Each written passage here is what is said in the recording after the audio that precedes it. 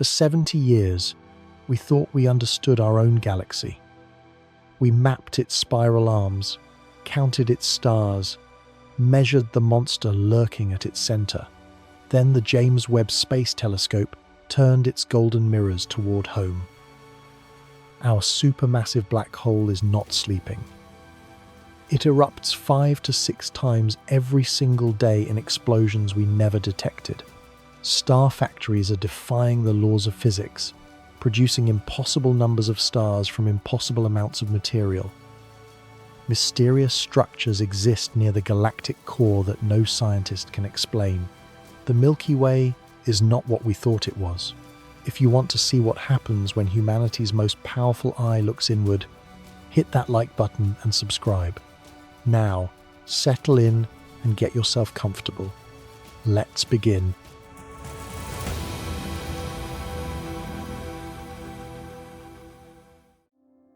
At the exact center of the Milky Way galaxy sits something terrifying. A gravitational monster weighing 4 million times more than our Sun. This mass compresses into a region smaller than the distance between Mercury and our star.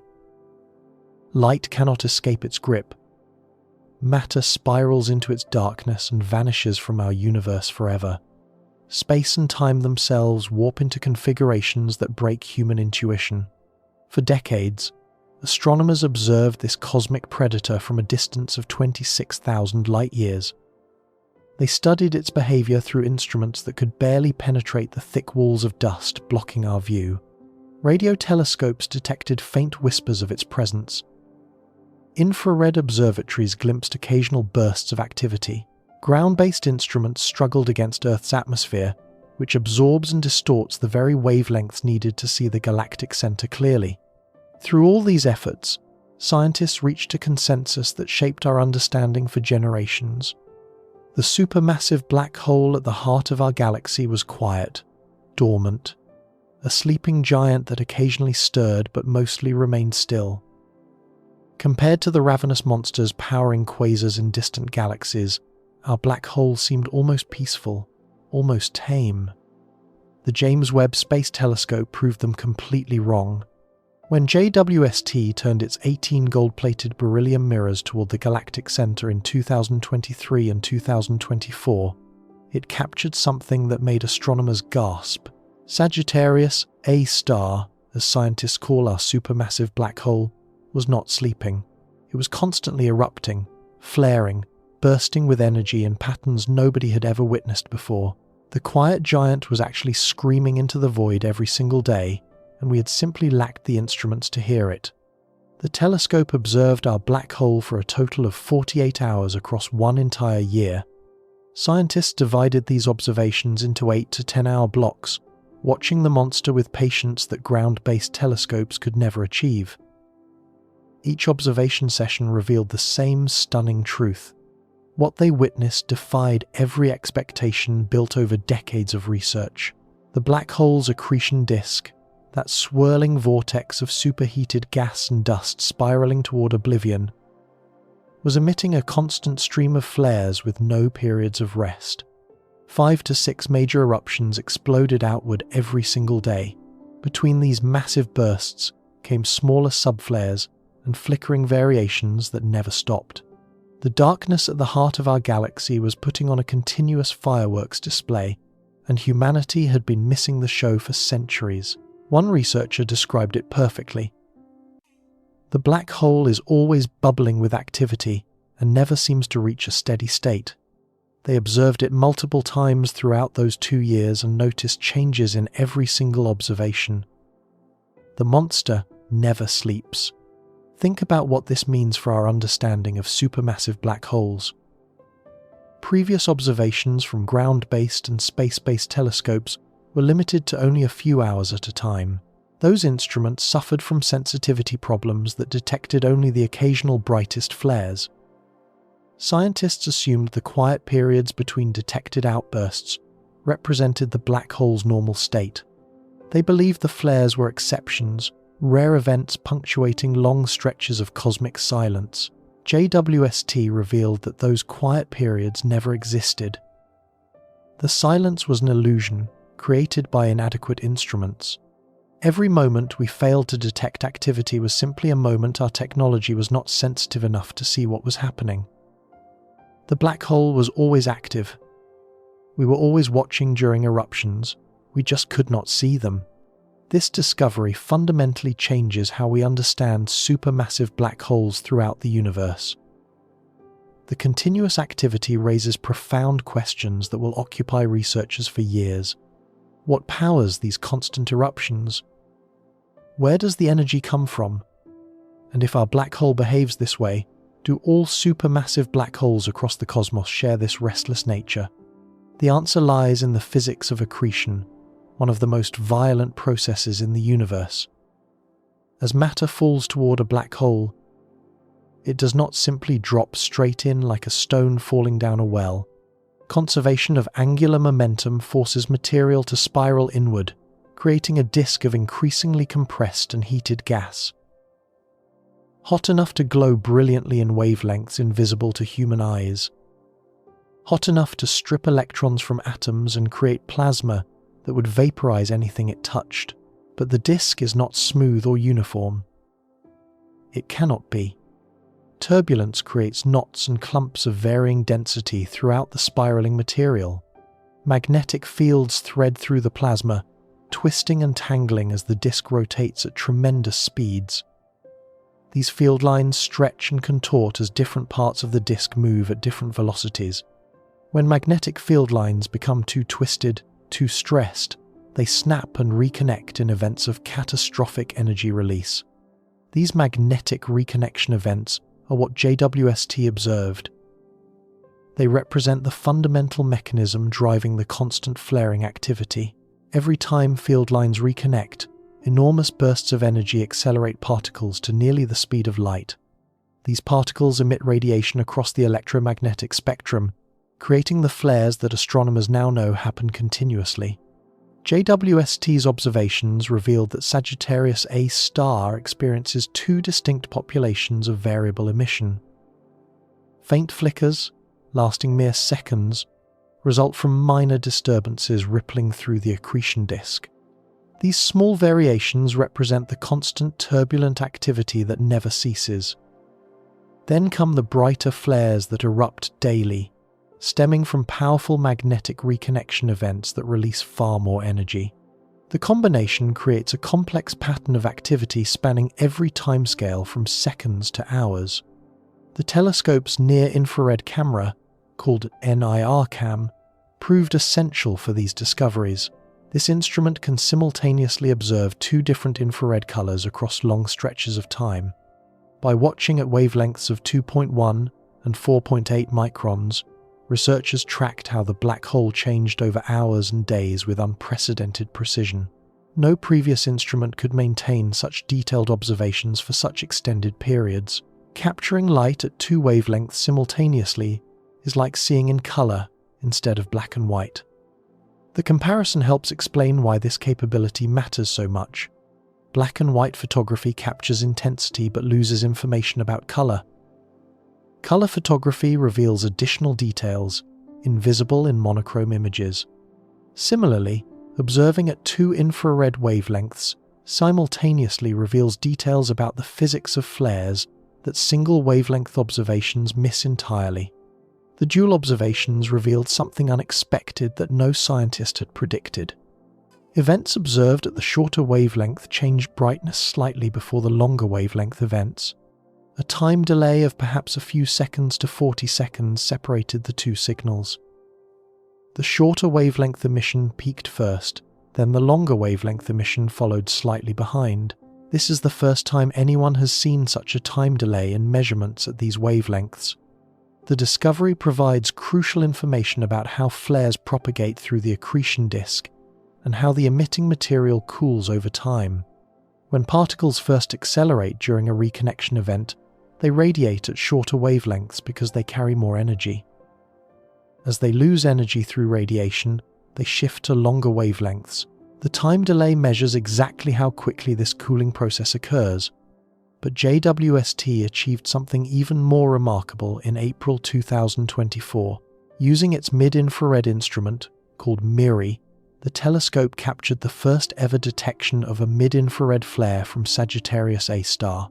This observation lasted approximately 40 minutes and represented a breakthrough that astronomers had sought for years. Mid-infrared wavelengths sit between the near-infrared that ground-based telescopes struggle with and the sub-millimeter wavelengths that radio observatories detect. This spectral region had remained a gaping hole in our understanding of black hole flares for decades. Ground-based mid-infrared observations are essentially impossible because Earth's atmosphere absorbs these wavelengths almost completely. Space telescopes before JWST lacked the sensitivity to detect the relatively faint mid-infrared emission from Sagittarius A star. The mid-infrared data is exciting because it bridges the gap between radio and near-infrared regimes. For decades, that missing piece prevented scientists from assembling a complete picture of how Sagittarius A star behaves across the electromagnetic spectrum. They had puzzle pieces from radio observations. They had different pieces from near-infrared studies. But the middle was always blank, always mysterious, always forcing researchers to guess at what connected the observations they could make. Here is why this matters so profoundly.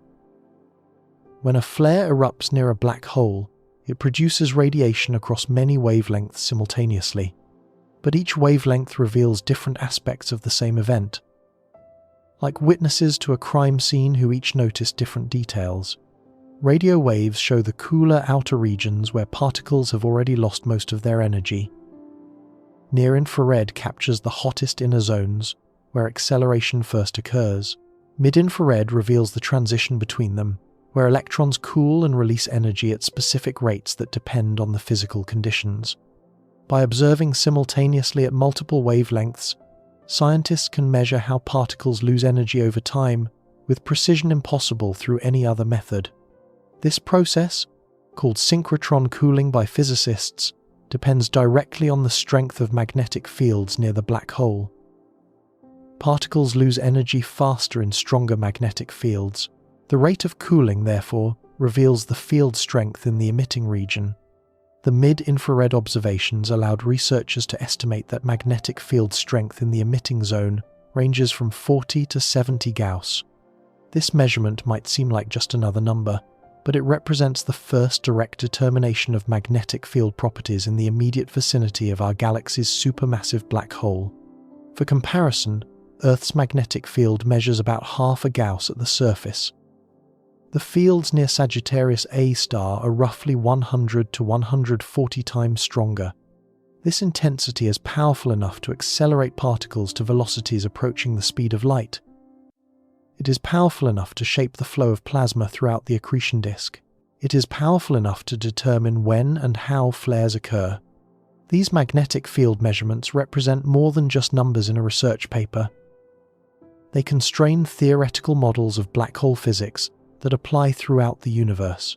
Scientists can now test whether their computer simulations accurately reproduce the observed flare behavior. If a simulation produces different magnetic field strengths, something is wrong with the physics encoded in that simulation. The new observations are consistent with existing models, providing strong support for current theories about what drives black hole eruptions. But the research also indicates a fascinating connection between mid-infrared flares and radio emission that arrives slightly later. When JWST observed its mid-infrared flare in April 2024, radio telescopes detected a corresponding signal approximately 10 minutes afterward. The same event produced radiation at different wavelengths as particles cooled and evolved. The mid-infrared marked the relatively hot phase. The radio marked the cooled remnant roughly 10 minutes later. This delay confirms theoretical predictions about how flares evolve over time. By measuring delays between different wavelengths, scientists can map the cooling process in detail and determine the physical conditions throughout the emission region. Understanding these connections matters for the entire field of black hole astrophysics. Sagittarius A star is the closest supermassive black hole to Earth by a significant margin. The next nearest supermassive black hole sits at the center of Andromeda, 2.5 million light-years away. That distance makes detailed observations essentially impossible with current technology. Our black hole serves as a laboratory where scientists can study processes that occur around supermassive black holes throughout the universe. What we learn here applies to the monsters at the centers of distant galaxies, billions of light years away. Every quasar, every active galactic nucleus, every galaxy with a supermassive black hole at its core follows the same physics we observe in Sagittarius A star. The difference is only scale and feeding rate. The constant activity also reveals something profound about the environment surrounding our galactic center. The black hole is not starving in some cosmic desert. Material continuously flows toward it, feeding the accretion disk, providing fuel for endless eruptions. This feeding proceeds at a modest rate compared to the ravenous black holes powering distant quasars, but it never stops. Where does this material come from? Multiple sources contribute to the continuous supply. Stellar winds blown off by massive stars orbiting within light years of the black hole provide a constant stream of gas. These stars, called stars because of their proximity to Sagittarius A star, lose material continuously as intense radiation drives particles away from their surfaces. Some of this lost material spirals inward toward the black hole. Occasional clouds of gas wander too close and get captured by the immense gravity. The galactic center hosts numerous such clouds drifting through space. When their orbits carry them near the black hole, tidal forces stretch them into streamers that eventually spiral into the accretion disk. Most dramatically, entire stars occasionally approach close enough for tidal disruption. The black hole's gravity pulls harder on the near side of the star than the far side, stretching the star like taffy. If the star ventures too close, these tidal forces exceed the star's self-gravity. The star rips apart, and its material joins the accretion disk in a spectacular feeding event. Sagittarius A star feeds continuously through all these processes, and as it feeds, it erupts. The two processes are intimately connected. Without material flowing inward, no accretion disk would exist to generate flares.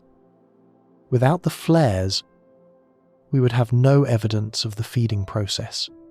The constant activity JWST observed directly reflects the constant supply of material falling toward the cosmic drain at our galaxy's heart. The implications extend beyond pure scientific understanding. Every telescope pointed at a supermassive black hole in any galaxy may need to reconsider its observations in light of these findings. If those instruments captured only a few hours of data and detected no flares, scientists might have concluded the black hole was quiet.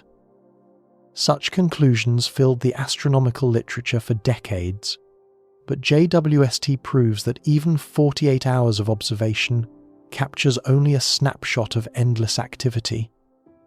True understanding requires watching for much longer and with much greater sensitivity. Short observations that detect nothing prove only that instruments were inadequate, not that black holes were inactive. Researchers have already submitted proposals to observe Sagittarius A star for 24 uninterrupted hours using JWST. Such extended observations would reduce noise that currently hides the faintest features. When you are looking at such weak flaring events, you have to compete with noise. Random fluctuations in the detector can mimic or obscure real signals from the black hole. If we can observe for 24 hours continuously, we can reduce that noise enough to see features previously invisible. Scientists might discover whether the flares follow any periodic patterns or remain truly random. They might detect even fainter flickers that current observations miss. They might reveal new classes of activity that 48 hours of scattered observations could not identify. The question of periodicity particularly intrigues researchers. Some theoretical models predict that flares should repeat on timescales related to the orbital period of material in the accretion disk. If material at a particular distance orbits once every hour, flares might repeat hourly as that material passes through conditions favoring reconnection. But the JWST observations so far show no obvious periodicity. The chaotic nature of the observed activity suggests complex physics at work. Simple models predict regular, predictable behavior. A simple pendulum swings at a fixed frequency. A simple orbit repeats identically forever. But magnetic fields interacting with turbulent plasma create complexity that defies easy prediction. Each observation shows something different because the underlying system never repeats exactly. Chaos theory, which describes systems sensitive to initial conditions, may better describe black hole flaring than simple periodic models. This complexity connects to broader questions about how black holes affect their host galaxies across cosmic time. When supermassive black holes at the centers of distant galaxies become extremely active, they can blow material completely out of the galaxy. Jets of particles traveling near light speed slam into surrounding gas and heat it to temperatures where it escapes the galaxy's gravitational pull. This process can shut down star formation for billions of years by removing the raw material from which new stars would otherwise form. These active galactic nuclei shape cosmic evolution on the largest scales. The properties of galaxies today depend heavily on the behavior of their central black holes throughout cosmic history. Understanding black hole activity, therefore, means understanding galaxy evolution itself. Sagittarius A star currently does not affect the Milky Way so dramatically. Its mass of 4 million suns, while enormous by human standards, pales compared to black holes weighing billions of solar masses in other galaxies. Its constant flares remain contained near the galactic center, without reaching our cosmic neighborhood 26,000 light-years away. We observe the activity but do not experience its effects. But even modest activity provides information about the feedback processes that regulate galaxy growth. Understanding why Sagittarius A star flares continuously helps explain why it does not consume material faster. The magnetic fields that drive flares also create barriers that slow the rate at which matter falls inward. Pressure from radiation generated by flares pushes outward against infalling material. The black hole partially regulates its own feeding through the very activity JWST observed. JWST observations have transformed Sagittarius A star from a distant mystery into a characterized object. Scientists now know its activity patterns in detail, impossible to achieve before this telescope existed. They measure its magnetic field strength directly for the first time. They understand the connection between different wavelengths of radiation produced during flares. They watch the monster breathe with a cadence no one previously knew existed. The discovery that our black hole never truly sleeps carries an almost poetic quality that transcends scientific significance. For centuries, humans looked toward the center of the Milky Way without knowing what lurked there. Ancient astronomers saw only a thick band of stars crossing the night sky, with dark patches of obscuring dust that they interpreted as holes in the celestial sphere. Modern instruments revealed the gravitational monster hiding within that darkness. Radio telescopes in the 1970s detected the compact source we now call Sagittarius A star. Infrared observations mapped stars orbiting at tremendous speeds around an invisible mass. The Nobel Prize in Physics was awarded in 2020 for proving that a supermassive black hole indeed occupies our galactic center. Now JWST shows that monster in constant restless motion. The sleeping giant never slept. It churned and flared and erupted throughout all human history while we remained oblivious to its activity. Every culture that ever looked up at the night sky gazed toward a supermassive black hole erupting 5 or 6 times daily. They could not see those eruptions across 26,000 light-years of intervening space, but the light from those ancient flares traveled through the galaxy while civilizations rose and fell on Earth. Light leaving Sagittarius A star today will reach Earth in 26,000 years. Future astronomers will observe the flares that JWST currently detects. They will analyze data showing the activity occurring right now at our galactic center.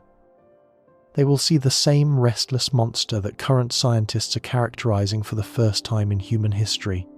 The connection between human timescales and cosmic timescales becomes almost overwhelming when considering these observations fully. The flares themselves last minutes to hours. Individual observations span 8 to 10 hours. The full observing campaign covered months and years. The light travel time covers tens of thousands of years. The black hole has existed for billions of years, since the early days of the Milky Way's formation. Yet somehow, during this particular century, using this particular telescope, humanity finally witnessed what happens at the heart of its galactic home. The timing feels significant, even though it results merely from technological progress.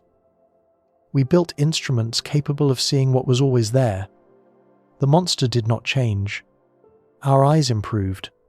Every black hole observation from now on carries different meaning in light of these discoveries. When astronomers point telescopes at supermassive black holes in distant galaxies and detect nothing, they can no longer conclude those black holes are inactive. They can only conclude that their observations were insufficiently sensitive or insufficiently long. Somewhere beyond their detection limits, those black holes are probably flaring too. The constant bubbling activity at our galactic center represents merely one aspect of what JWST discovered when it looked toward the heart of the Milky Way. The supermassive black hole dominates the galactic center with its immense gravity, but it does not exist in isolation. 300 light-years from the black hole, in a region called Sagittarius C, the telescope found something equally surprising. A stellar nursery unlike anything scientists expected so close to such a violent gravitational predator. 500,000 stars blaze within images captured by JWST. Massive protostars still gathering material dwarf our Sun by factors of 30 or more. And mysterious structures exist that no astronomer can yet explain. The center of our galaxy holds more secrets than the monster alone. 300 light-years from the monster at the galactic center lies a region of chaos and creation unlike anything else in our cosmic neighborhood. Here, gravity wages an endless war against radiation. Dense clouds collapse under their own weight, while stellar winds from nearby giants tear them apart.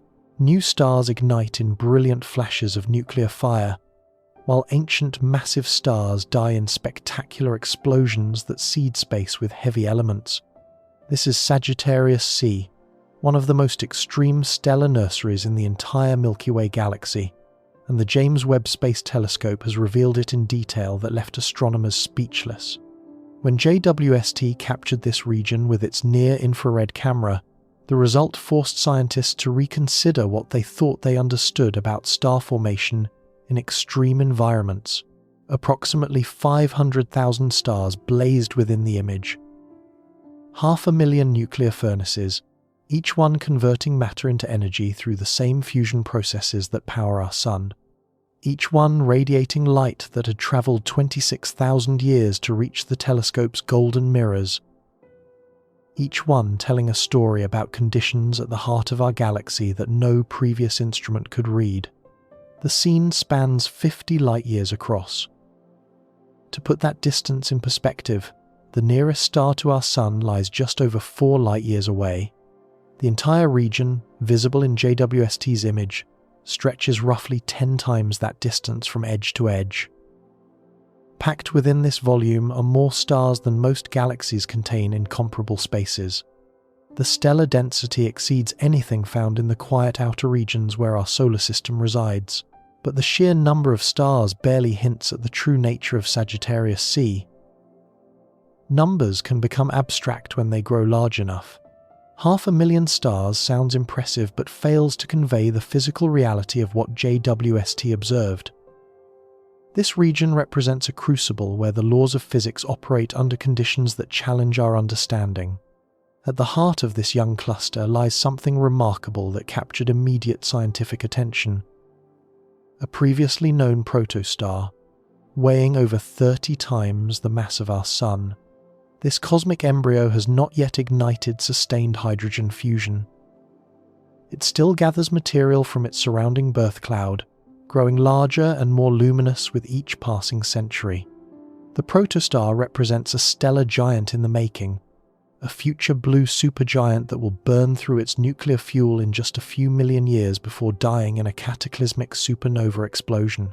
Outflows of superheated gas blast away from the protostar's poles like cosmic blowtorches. These jets extend outward at hundreds of kilometers per second, glowing brilliantly in infrared wavelengths as they slam into surrounding material. In the JWST images, they appear like bonfires burning in the midst of darkness. The jets serve a crucial purpose in stellar formation. They carry away angular momentum that would otherwise prevent material from falling onto the growing star. Without these outflows, the protostar could never accumulate its tremendous mass. The protostar exists within a cloud so dense that starlight from behind cannot penetrate through. What appears as empty darkness in the JWST image actually represents one of the most densely packed regions of star formation ever observed. The darkness is an illusion created by obscuration, not emptiness. Stars hide within that darkness, their light absorbed and scattered by the material surrounding them. Others are mature stars that formed earlier and now lurk behind curtains of gas and dust. Still others might be brown dwarfs, failed stars too small to ignite hydrogen fusion, glowing faintly in infrared light that even JWST struggles to detect. Understanding why this matters requires appreciating how difficult star formation becomes near the galactic center. Nothing else in the Milky Way compares to the conditions prevailing within a few hundred light-years of the supermassive black hole. Intense radiation bathes everything in the galactic center. Massive stars far brighter than our sun pump ultraviolet light into the surrounding space. X-rays from hot gas near the black hole penetrate deep into molecular clouds. Cosmic rays accelerated by magnetic fields bombard matter throughout the region. This radiation heats gas that might otherwise cool and collapse into new stars. It ionizes atoms, changing the chemistry of star-forming material. It creates pressure that opposes gravitational contraction. Powerful magnetic fields thread through the gas in ways that simpler regions lack.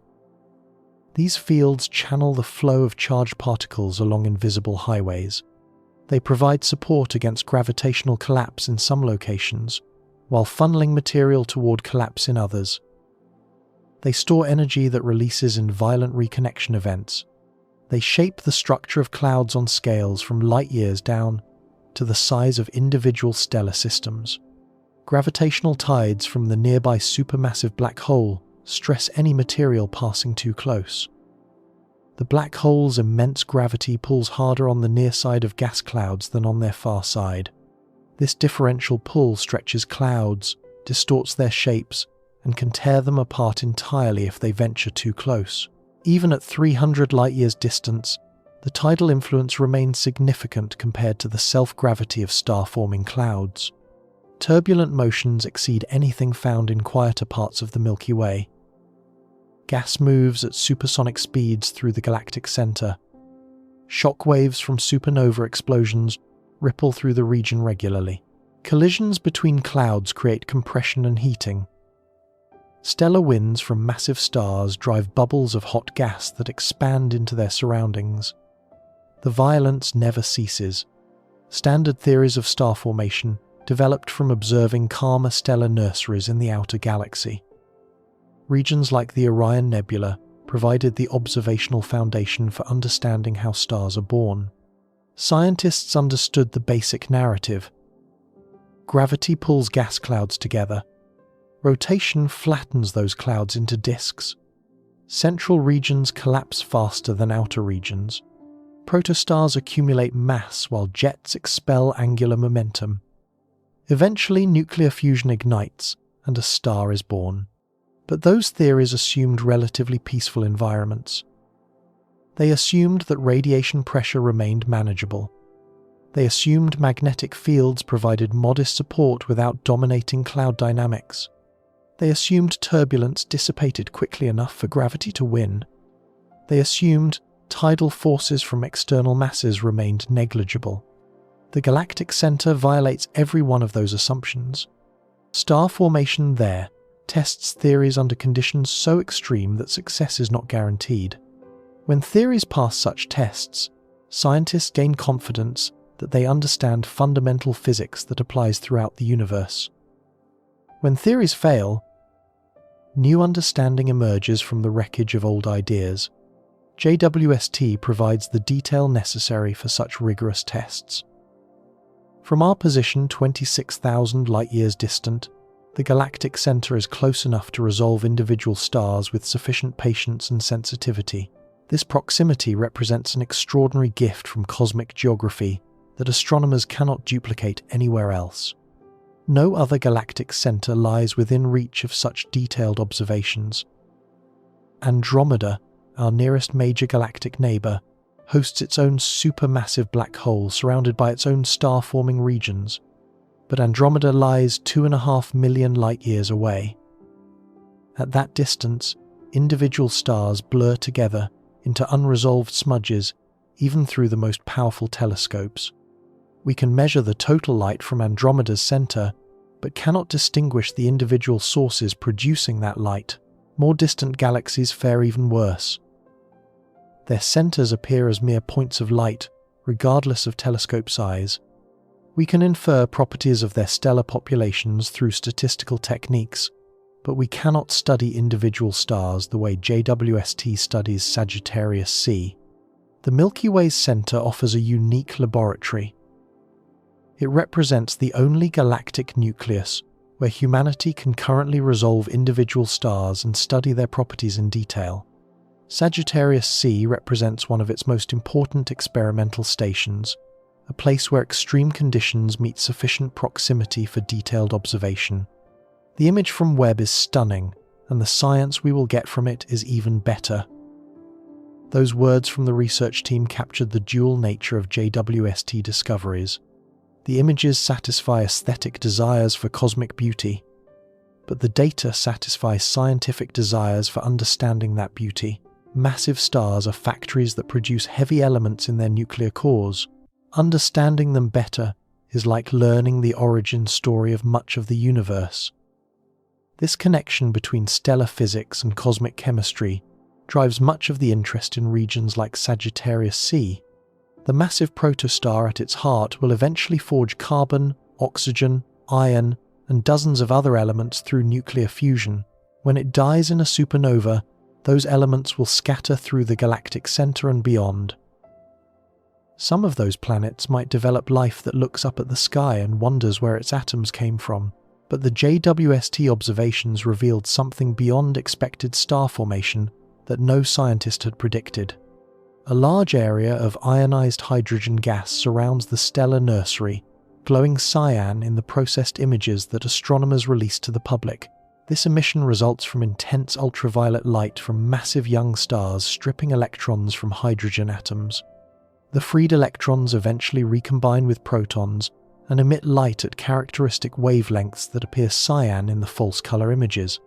Such ionized regions are common around massive stars throughout the galaxy. They carry names like H2 regions in scientific literature, referring to the ionized hydrogen that produces their glow. Scientists expected to find such regions in Sagittarius C. What scientists did not expect lies within this emission, features that astronomers have yet to explain, despite months of analysis and discussion. Needle-like structures penetrate the ionized region. These filaments appear remarkably organized, pointing in specific directions rather than scattering randomly, as one might expect from chaotic processes. Their edges look sharp in the JWST images. Their orientations follow patterns that suggest underlying physical causes rather than random chance. The origin of these needle shapes remains mysterious. No existing theory predicted their existence. No model of H2 regions included such features.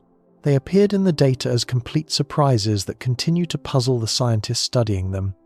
Several possibilities exist, and researchers actively debate which explanation best fits the observations. The structures might trace magnetic field lines threading through the region. Powerful magnetism can organize charged particles into elongated shapes aligned with field geometry. If magnetic fields near Sagittarius C have sufficient strength and coherent direction, they could sculpt ionized gas into the observed needle patterns. Alternatively, the needles might represent shadows cast by dense clumps of gas positioned between ionizing stars and the surrounding medium.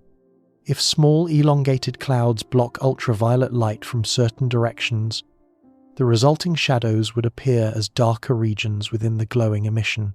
The needle shapes would then reflect the shapes of obscuring clouds rather than structures within the ionized gas itself. Or, the needles might indicate something entirely unexpected, a process scientists have not yet considered, a physical mechanism operating under the extreme conditions of the galactic center that does not occur in calmer regions where most H2 regions have been studied. The possibility of genuinely new physics always lurks behind unexplained observations. Here lies one of JWST's most valuable contributions to astronomy. The telescope reveals features that previous instruments missed entirely. Some of those features confirm existing theories by showing predicted structures at expected locations. Others challenge assumptions by revealing unexpected phenomena that force theorists to revise their models. And some create entirely new questions that will drive research for years or decades to come. The needle-like structures in Sagittarius C fall into the third category.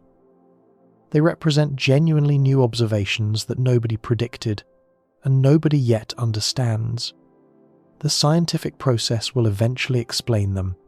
Researchers will propose hypotheses. Observations will test those hypotheses. Some proposals will fail and be discarded.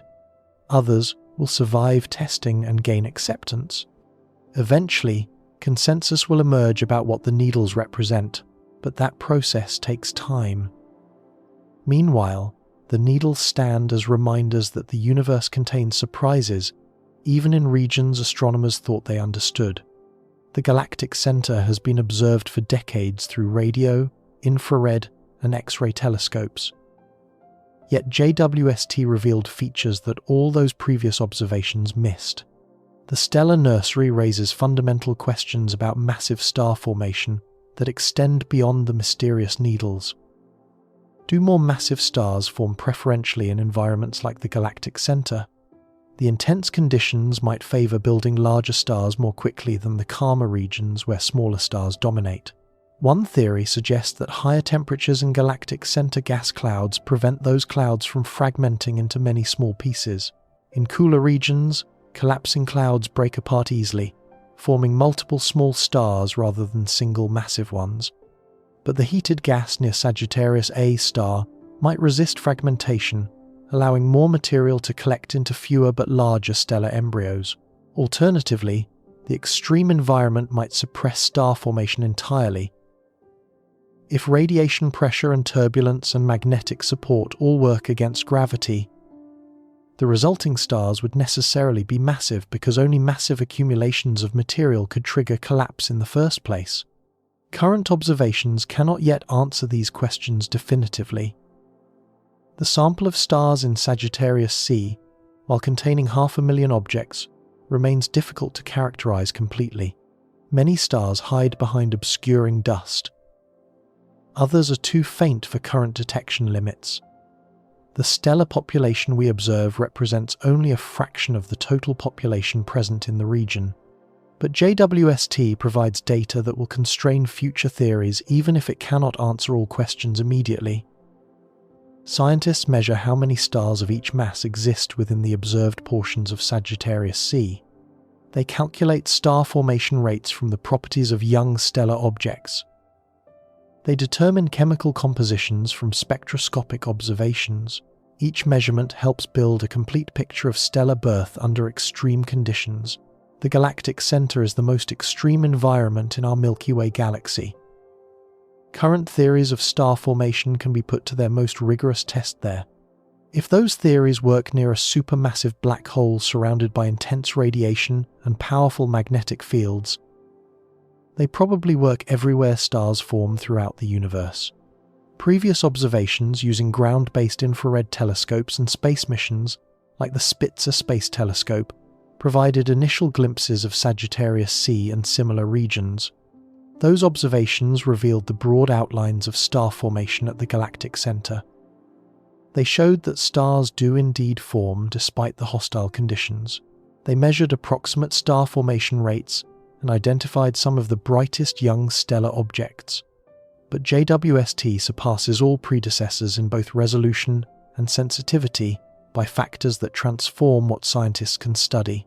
The improvement comes from multiple factors working together to enhance observational capability beyond anything previously possible. JWST operates in space, above Earth's atmosphere. This location eliminates atmospheric distortion and absorption that plague ground-based observations. Earth's air shimmers and ripples with turbulence that blurs astronomical images.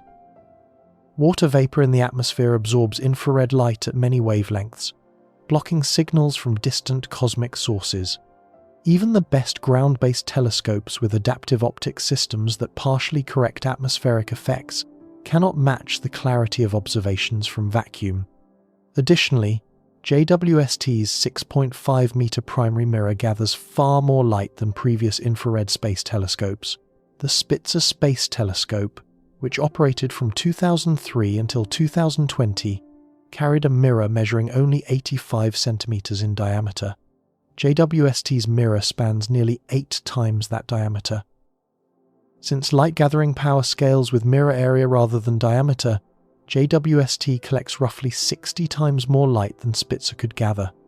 The increase in collecting area allows JWST to detect much fainter objects while resolving finer details. Faint stars invisible to Spitzer appear clearly in JWST images. Structure within gas, clouds that Spitzer saw as uniform smudges, resolves into complex features under JWST's sharper gaze. The improvement is not incremental. It represents a generational leap in capability. The telescope's position also matters profoundly for its performance. JWST orbits the Sun at the second Lagrange point, a gravitationally stable location 1.5 million kilometers from Earth. This position keeps the Sun, Earth, and Moon all on one side of the spacecraft at all times. The telescope's enormous sunshield, roughly the size of a tennis court, blocks thermal radiation from these nearby warm objects. Blocking that thermal radiation allows JWST's instruments to cool to operating temperatures just above absolute zero. The coldest instruments reach temperatures around 6 Kelvin, colder than any natural environment in the solar system. This extreme cold is essential for detecting faint infrared signals from distant cosmic sources. Cold instruments detect signals that warm instruments would miss entirely.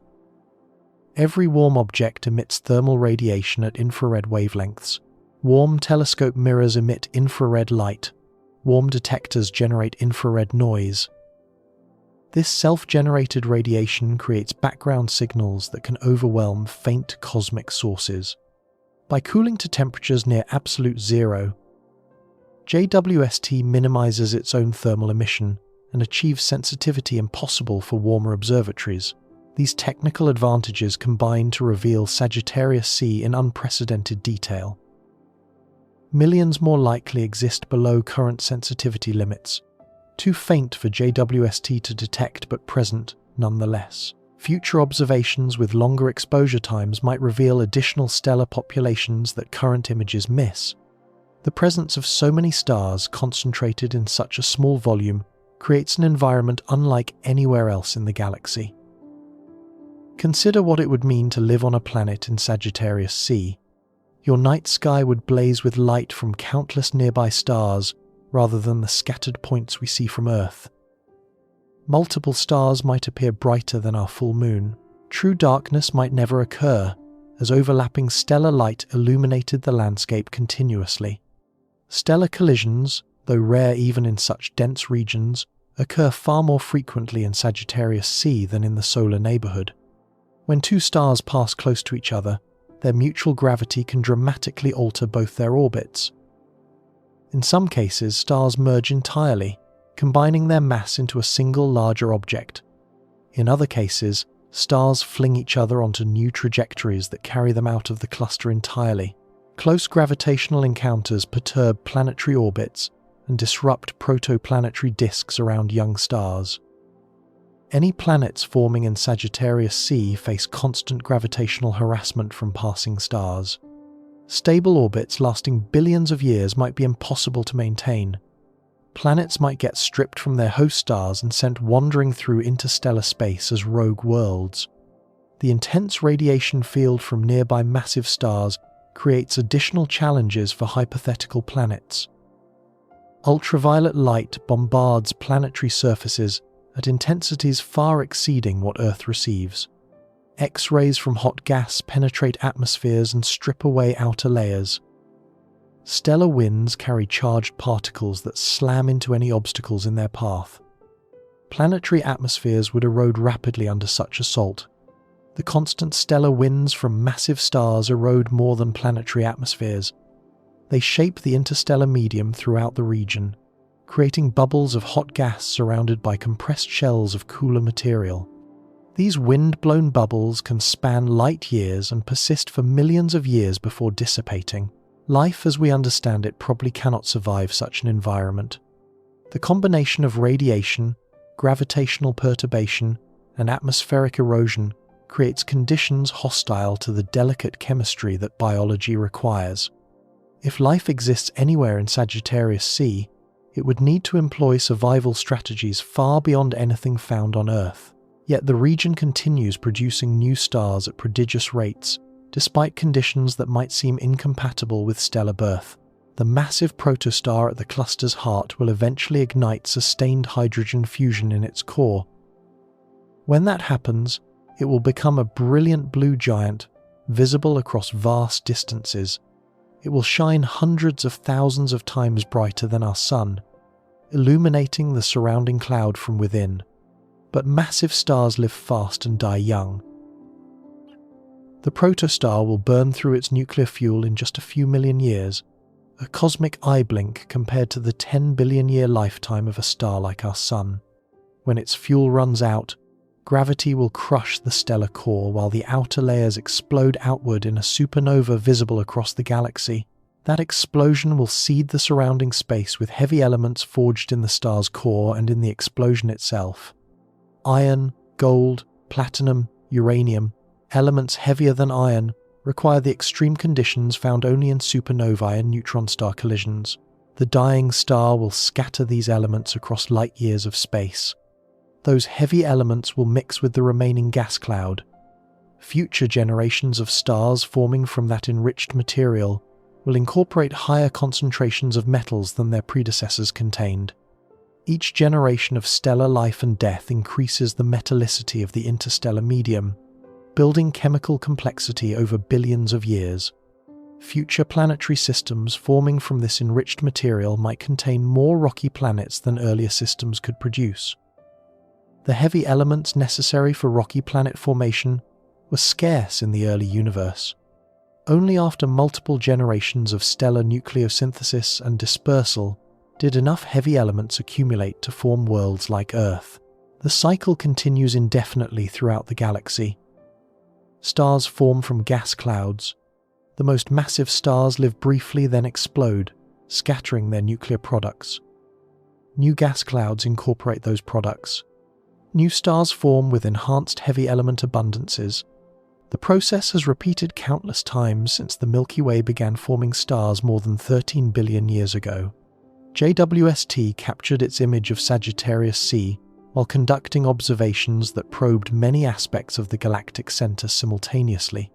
Scientists designed multiple research programs to study different phenomena in this extreme environment. Some programs focus specifically on the supermassive black hole and its immediate surroundings. Others examined star formation regions like Sagittarius C. Still others mapped the distribution of different chemical elements throughout the galactic center. The telescope's ability to serve many scientific goals simultaneously makes it extraordinarily productive. A single observation pointing toward the galactic center can contribute data to half a dozen different research programs. Different teams analyze the same images for different purposes, extracting information about various physical processes from identical photons. Sagittarius C represents one node in a network of star formation regions near the galactic center. Some contain only the youngest protostars, still deeply embedded in their birth clouds, invisible even to JWST's infrared vision. Others harbour mature stellar populations where star formation has ceased and the remaining gas has dispersed. By comparing these different regions, scientists reconstruct the timeline of stellar birth from initial cloud collapse to final cluster dispersal. The sequence spans millions of years. No human observer will ever watch a single star form from beginning to end. The process simply takes too long for any individual lifetime. But by observing many stars at different stages of formation, astronomers assemble a composite picture of stellar evolution. Young protostars show early stages. Older pre-main sequence stars show intermediate stages. Mature stars on the main sequence show the results of completed formation. The different stages observed simultaneously in different objects combine into a coherent narrative of stellar birth. JWST accelerates this research by revealing previously hidden stages. Protostars deeply embedded in dust, invisible to optical and even near-infrared telescopes, appear in JWST's mid-infrared images. Faint low-mass stars, undetectable by earlier instruments, emerge from the noise in JWST's sensitive detectors. Each newly revealed population adds detail to the composite picture. Smaller infrared dark clouds dot the JWST image of Sagittarius C, appearing as holes in the star field where background light cannot penetrate. These clouds contain the raw ingredients for future star formation. Cold gas and dust block background starlight while waiting for gravity to initiate collapse. Some of these clouds may never form stars. If external pressure or internal turbulence supports them against gravitational collapse, they might persist indefinitely as cold reservoirs of unprocessed material. Others might already be collapsing beyond what current observations can detect, with protostars forming deep within their obscured interiors. The clouds provide targets for future research, extending over years and decades. Higher resolution observations might reveal internal structure within individual clouds.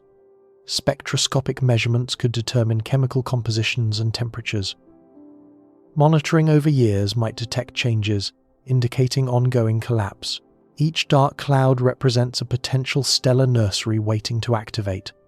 The Milky Way formed its hundreds of billions of stars over more than 13 billion years, through the cumulative effect of countless such cloud collapses. The process continues today in Sagittarius C and thousands of similar regions throughout the galaxy. New stars are being born right now, as you read these words. Understanding this process matters for questions far beyond astronomy. The elements created in stellar cores became the building blocks of planets and eventually life. Without massive stars forging heavy elements through nuclear fusion, rocky planets could not exist. The silicon and iron and oxygen that compose Earth would not exist anywhere in the universe. Without supernovae distributing those elements through interstellar space, the heavy atoms created in stellar cores could never reach regions where new stars and planets form. They would remain locked within stellar remnants, unavailable for incorporation into new objects. Supernovae serve as cosmic recycling centers, returning processed material to the interstellar medium. We exist because previous generations of stars lived and died and seeded space with their nuclear products. Every atom in your body, heavier than hydrogen, passed through at least one stellar core before becoming part of you. Some atoms pass through multiple stars, experiencing nuclear processing in several environments before reaching Earth. Sagittarius C shows where the next generation of heavy element factories are being constructed. Future stars forming there will create more carbon, oxygen, silicon, iron, and every other element necessary for planets and life. Future supernovae will scatter that material across the galaxy. Future planetary systems might incorporate those elements into worlds where life could emerge. The cosmic cycle connects distant stellar nurseries to the atoms in human bodies. The calcium strengthening your bones was forged in a stellar core and scattered by a supernova billions of years ago. The oxygen you breathe came from similar ancient stars. The iron carrying oxygen in your blood required stellar death to exist. You are literally made of processed stellar material. Every element in your body traces back to cosmic nucleosynthesis. You are star stuff, contemplating the stars that made you. Sagittarius C represents the latest chapter in a story spanning cosmic time. JWST allows scientists to read that chapter with clarity impossible just years ago. The 500,000 stars blazing in that distant nursery carry information about processes that created the conditions for human existence. The unexplained needle structures remind us that the story contains surprises we have not yet deciphered. The massive protostar shows stellar birth in progress. The dark clouds hint at future chapters not yet written. But Sagittarius C, despite its 500,000 stars and its extreme conditions, produces only a fraction of the stellar output near the galactic center. A few hundred light-years away lies something even more impressive, a star-forming region so massive and so efficient that it defies the laws of physics as astronomers understood them. The most productive stellar factory in the entire Milky Way galaxy awaits exploration. Nearly 400 light-years from the supermassive black hole lurks something that should not exist according to standard astrophysical models. The most massive star-forming region in the entire Milky Way galaxy sits there, churning out new stars at rates that violate predictions developed over decades of research. This is Sagittarius B2, and the James Webb Space Telescope has revealed it in detail that makes the violation of physics impossible to ignore. Sagittarius B2 contains enough material to build 3 million suns. Let that number settle in your mind for a moment. 3 million times the mass of our star, the same star whose gravity holds 8 planets in orbit, whose light sustains all life on Earth, whose size dwarfs everything else in our solar system by factors that strain human comprehension. Multiply all of that by 3 million, and you begin to grasp the raw material concentrated in this single molecular cloud. The region spans 150 light-years across. That distance exceeds the space between our sun and most of the bright stars, visible in our night sky on a clear evening. Gas and dust here reach densities 40 times higher than typical molecular clouds elsewhere in the galaxy. The material packs together so tightly that light struggles to penetrate even at infrared wavelengths designed specifically to see through cosmic obscuration. By every measure that astronomers use to evaluate star-forming potential, Sagittarius B2 should dominate stellar production in the galactic center. It possesses the raw materials in staggering abundance. It has achieved the density necessary for gravitational collapse to begin. It exists in an environment where the processes converting gas into stars should proceed with maximum efficiency. Yet here lies the paradox that has confused astronomers for decades, a puzzle that seemed impossible to solve with previous generations of telescopes, a mystery that made scientists question whether they truly understood how stars form at all. Sagittarius B2 holds only 10% of the molecular gas in the galactic center. The remaining 90% exists in other clouds scattered throughout the inner galaxy. Those other clouds possess their own vast reservoirs of star-forming material. They contain enough gas to build millions of additional stars. The ingredients are present. The conditions seem adequate. Everything appears ready for stellar birth. Yet those other clouds produce barely any new stars. They sit dormant, their material remaining unconverted, their potential unrealized. Decade after decade of observations confirmed the same pattern. The gas exists, but stars do not form from it. Meanwhile, Sagittarius B2, with merely 1/10 of the available gas, produces half of all stars forming in the entire galactic center, half of the stellar output from a region containing 10 times more material elsewhere. This star factory operates at an efficiency that standard models cannot explain. It converts gas into stars 5 times faster than it should, according to every calculation. The numbers become even more striking when you consider what this means physically. Star formation efficiency measures how much of a gas cloud's mass ends up in stars versus how much remains as unconverted material or gets expelled by stellar feedback. In typical molecular clouds throughout the galaxy, this efficiency hovers around a few percent. Sagittarius B2 apparently ignores these limitations. Something in this region accelerates the conversion of gas into stars by factors that make theorists uncomfortable. The cloud behaves as though it knows a secret about stellar birth that humanity has not yet discovered. When JWST turned its instruments toward this cosmic mystery, it captured images that reveal the region with clarity never before achieved. The telescope's near-infrared camera showed countless stars emerging from orange clouds of gas and dust, each point of light representing a nuclear furnace that successfully formed despite the theoretical objections. Mid-infrared images from the MIRI instrument revealed warm dust illuminated by those newborn stellar furnaces, glowing in wavelengths that trace temperatures of hundreds of degrees above absolute zero. The darkest regions in these images are not empty voids. They represent clouds so dense that even infrared light cannot penetrate their obscuring depths. Material there has concentrated to levels where photons simply cannot escape regardless of their wavelength. Stars are forming within that darkness, hidden from even JWST's penetrating gaze, building mass and approaching the moment when nuclear fusion will ignite in their cores. These observations deepen the mystery while providing clues toward its eventual solution. Scientists now possess data that previous generations could only dream about. They can measure properties that remained inaccessible when only radio telescopes could probe the region. They can test hypotheses that were previously untestable. The cloud structure proves more complex than previous observations ever suggested.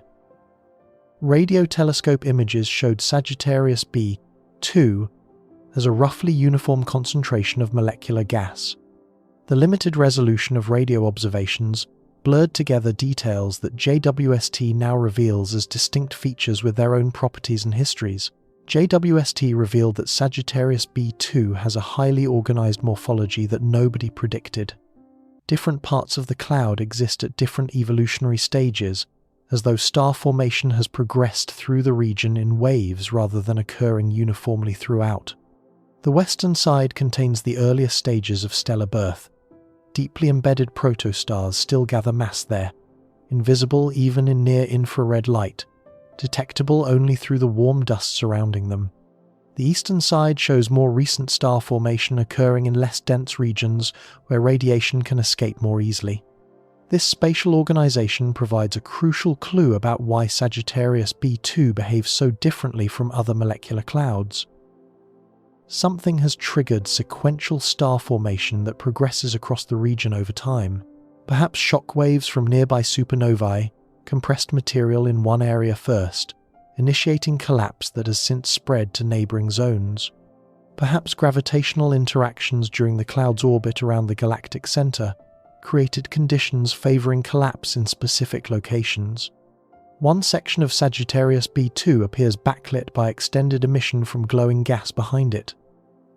This fortuitous geometry reveals a sharp cloud edge silhouetted against the background brightness. The boundary between dense molecular material and surrounding ionized gas stands out clearly in JWST images, defining the cloud's structure with precision impossible to achieve through other techniques. Radiation escapes from even the densest regions of Sagittarius B2 through geometric channels carved by stellar activity. Powerful jets from young protostars have blasted outflow cavities through the surrounding material, creating tunnels through which photons can travel. Even in the universe's most heavily embedded regions, light finds escape routes if stellar processes create them. These outflow cavities appear throughout the JWST images as elongated structures oriented away from central point sources. Each cavity traces the path of a jet that has been operating for thousands to tens of thousands of years. The jets have evacuated material along their paths, reducing densities enough for radiation to stream through. The combined effect of many such cavities creates a complex network of channels threading through the molecular cloud. These details matter because they constrain theories about why Sagittarius B2 forms stars so much more efficiently than surrounding clouds. Standard models predict that star formation efficiency should remain roughly constant across different molecular clouds with similar properties. More gas should produce more stars in direct proportion. Double the gas, double the stellar output. The relationship should be linear and predictable. Sagittarius B2 violates this prediction spectacularly. The violation is not subtle or marginal. It is not a factor of 2 that might be explained by measurement uncertainties. The cloud produces stars 5 to 10 times more efficiently than its gas content would suggest, according to standard theory. Something in this region accelerates the conversion of gas into stars by factors that standard models cannot explain without invoking additional physics. The standard models are not necessarily wrong. They successfully describe star formation in calmer environments throughout the galaxy. But they are incomplete. They miss something important that operates powerfully in Sagittarius B2. Several possibilities exist, and JWST observations help scientists evaluate each one. Powerful magnetic fields threading through the galactic center might play a decisive role in determining where stars form. Those fields pervade the entire region around the supermassive black hole, tracing complex geometries shaped by gas motions and stellar activity. Magnetic fields could funnel material preferentially into Sagittarius B2 while deflecting it away from neighboring clouds. If field lines converge toward this particular cloud, material flowing along those lines would accumulate there rather than elsewhere. The cloud would receive a disproportionate share of infalling gas, enhancing its star formation potential beyond what its current mass would suggest. Turbulent motions might also contribute to the paradox. The galactic center experiences violent dynamics, unlike anything in the solar neighborhood. Material orbits the central black hole at tremendous speeds. Interactions between clouds drive shocks through the interstellar medium. Supernova explosions occur frequently, given the high star formation rate. Stellar winds from massive stars create bubbles and compression zones. This turbulence might either enhance or suppress star formation depending on its properties. Gentle turbulence supports clouds against gravitational collapse, preventing star formation, but strong shocks can compress material suddenly, triggering collapse that would not otherwise occur. If Sagittarius B2 happens to sit at a location where converging flows create favorable shocks, it might form stars more efficiently than clouds in calmer locations. JWST observations cannot yet distinguish definitively between these possibilities. The data constrain theories, but do not uniquely identify which mechanism dominates. Scientists continue analyzing the images and spectra, measuring properties that help narrow the range of viable explanations. Researchers measure how many stars of each mass exist in different parts of the cloud. They determine where star formation actively occurs versus where it has already ceased. They map the distribution of different chemical species throughout the region, identifying molecules that trace specific physical conditions. Each measurement adds another piece to the puzzle. Webb's powerful infrared instruments provide detail we have never been able to see before. This unprecedented view will help us understand some of the still elusive mysteries of massive star formation, and why Sagittarius B2 is so much more active than the rest of the galactic center. The words from the research team capture the transformative nature of these observations. The difference between near-infrared and mid-infrared observations reveals why this region remained mysterious for so long, despite decades of study. In near-infrared light captured by NIRCam, countless stars blaze throughout the cloud. Their radiation dominates the image, creating a field of points against darker background material. The stars that have already formed announce their presence brilliantly, but switch to mid-infrared wavelengths observed by MIRI, and the scene transforms completely into something almost unrecognizable as the same region. Pink and purple clouds glow brightly as warm dust heated by young massive stars radiates at longer wavelengths. Very dark regions remain opaque even to mid-infrared observation, marking the densest concentrations of material in Sagittarius B2. These are the places where stars are still forming deep within impenetrable cocoons of gas and dust. Even JWST cannot see through these densest cores to observe the protostars within directly. But the warm dust surrounding those hidden objects glows at wavelengths that reveal their presence indirectly. These dark regions hold the future of the Milky Way's stellar population. Within them, gravity slowly pulls material together despite the magnetic and turbulent forces opposing collapse. Protostars accumulate mass grain by grain, molecule by molecule. Disks of gas and dust form around developing stellar embryos, channeling material inward while jets carry angular momentum outward.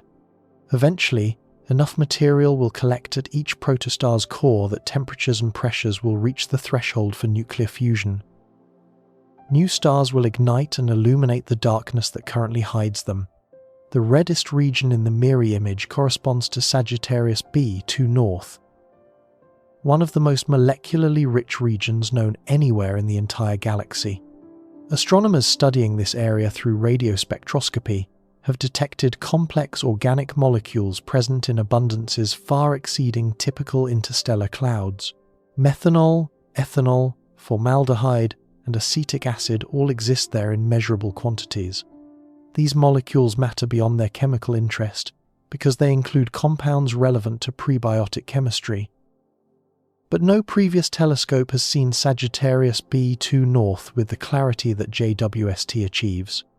Radio observations detected the molecules, but could not resolve the spatial structure where they exist. Optical telescopes could not penetrate the dust. Previous infrared space telescopes lacked the sensitivity and resolution to reveal details. JWST combines the ability to see through dust with sufficient sharpness to distinguish structures within the molecularly rich zone. Sagittarius B 2 North represents the future of stellar birth in this region. Material continues accumulating there. More protostars will form from the dense reservoir of gas. More complex chemistry will occur as molecules interact in conditions that terrestrial laboratories cannot replicate. The region serves as a cosmic laboratory for understanding how stars develop from primordial material enriched with organic compounds. JWST also identified new candidate regions of ionized hydrogen around massive stars that previous radio telescope observations had missed entirely. These regions form when ultraviolet radiation from hot young stars strips electrons from surrounding hydrogen atoms. The ionized gas glows at characteristic wavelengths as electrons recombine with protons. Radio wavelengths penetrate dust effectively and have long been used to study ionized regions near the galactic center.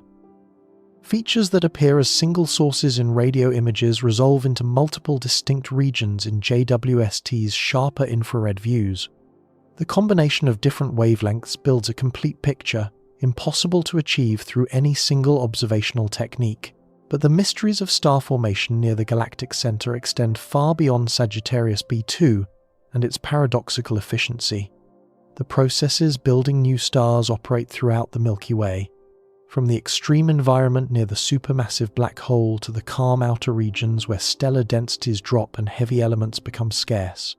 15,000 light-years from the center, on the outskirts of our galaxy where conditions differ dramatically from the chaotic inner zones, JWST discovered something equally remarkable that nobody expected to find. A stellar jet stretching 8 light-years long, roughly twice the distance from our Sun to the nearest star system, blazing through interstellar space like a cosmic searchlight.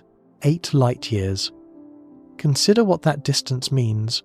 If you could travel at the speed of light itself, the fastest possible velocity permitted by physics, crossing that jet from one end to the other would require 8 years of continuous travel. Photons leaving one tip of the jet when you were born would just be reaching the other tip when you entered 3rd grade. This discovery occurred serendipitously during observations targeting entirely different objects. The research team was studying a distant nebula called Sharpless 2284 for reasons unrelated to stellar jets. They expected to find relatively ordinary structures and collect routine data. Nobody predicted that their observations would reveal one of the largest stellar jets ever detected. But there it was, impossible to miss once the data arrived. A double-bladed structure resembling a lightsaber from science fiction movies, extending in opposite directions from a central point source. Superheated gas blasts along this jet at hundreds of thousands of miles per hour, slamming into surrounding interstellar material and creating shock waves visible across the jet's entire length. The central protostar producing this enormous outflow weighs approximately 10 times the mass of our Sun. This is a massive stellar embryo by any standard, destined to become a luminous blue giant when nuclear fusion eventually ignites in its core. It lies 15,000 light-years from Earth in a region of the outer galaxy where stars are sparse and heavy elements are scarce. This protostar has not yet achieved sustained nuclear fusion. It still accumulates material from its surrounding disk and from the larger cloud that spawned it. The accretion process continues as gravity pulls gas inward, while the disk channels material toward the growing stellar core. But already, despite its youth and incomplete development, this object produces one of the largest stellar jets ever observed anywhere in the Milky Way. We did not really know there was a massive star with this kind of superjet out there before the observation. The discovery demonstrates how much remains unknown, even within our own galaxy. Astronomers have studied the Milky Way for centuries. Modern telescopes have surveyed vast swaths of the galactic disk, yet enormous structures like this jet remained hidden until JWST looked in the right direction with the right instruments. How many similar jets exist throughout the galaxy, undetected because no telescope has yet observed their locations with sufficient sensitivity? The answer might be dozens or hundreds or thousands. Each one would trace the formation of a massive star, revealing processes that standard observations miss. JWST has begun finding these hidden giants, but the survey is far from complete. The jet's detailed structure reveals the history of its formation, encoded spatially along its length. Material at the tips of the jet, lying in opposite directions from the central star, was ejected earliest. That material has had approximately 100,000 years to travel outward from its origin point, propelled by the initial conditions of its launch. Material closer to the central protostar was ejected more recently. It has traveled for shorter periods and therefore covers shorter distances. The jet thus preserves a timeline of the star's early life, arranged spatially along its extent. Events that occurred 100,000 years ago appear at the tips. Events from last century appear close to the star. The jet plows through interstellar dust and gas as it propagates outward, and this interaction creates visible structure throughout its length. Separate knots mark locations where the jet encountered denser material and created compression. Bow shocks curve gracefully where the supersonic outflow meets resistance. Linear chains trace the jet's path through regions of varying density. Originally, all this material was close to the star, confined to the immediate vicinity of the accretion disk. But over 100,000 years, the tips propagated outward to their current positions 8 light-years apart. The stuff behind represents younger outflow, produced more recently. Scientists can read this spatial distribution like reading tree rings, extracting information about how the jet's properties have changed over time. This discovery carries implications for understanding how massive stars form throughout the universe. Not just in our galaxy, but in every galaxy that has ever existed. The challenge of building massive stars has puzzled theorists for decades because of the angular momentum problem. When a cloud of gas collapses under gravity, any initial rotation it possessed becomes amplified. Conservation of angular momentum, the same principle that makes figure skaters spin faster when they pull in their arms, causes the collapsing material to rotate ever faster as it contracts. Eventually, centrifugal forces from this rotation should balance gravitational forces, halting further collapse before a massive star can form. The universe obviously solves this problem because massive stars exist throughout the cosmos. But the mechanism remained unclear until observations like JWST's jet discovery provided direct evidence. Jets carry angular momentum away from the forming star system. Material that would otherwise spin too fast to fall inward instead gets ejected along the rotation axis, taking its angular momentum with it. The remaining material can then continue accreting onto the growing protostar. Webb's image of this enormous stellar jet provides evidence that protostellar jets scale with the mass of their parent stars. The more massive the stellar embryo, the more massive and powerful the jet it produces. This scaling relationship makes physical sense. More massive protostars require more angular momentum removal to continue growing. They produce more powerful jets capable of carrying away that angular momentum. If this relationship holds universally, it helps explain how the universe builds its largest stars despite the theoretical challenges. Jets are not incidental features of star formation, but essential mechanisms that enable massive stellar growth. Without jets, massive stars might be impossible to form. With jets, the angular momentum barrier falls and gravity can win. The jet also exists in a region of the galaxy that differs fundamentally from the inner zones near Sagittarius A star and Sagittarius B2. The outer Milky Way is deficient in heavy elements compared to regions closer to the galactic center. Stars in this distant territory contain fewer metals, as astronomers term all elements heavier than helium. This low metallicity characterizes the outer galaxy because fewer generations of stars have lived and died there. Heavy elements form primarily in stellar cores and supernova explosions. Each stellar generation enriches its surroundings with newly synthesized elements. Regions with longer histories of star formation accumulate more heavy elements over time.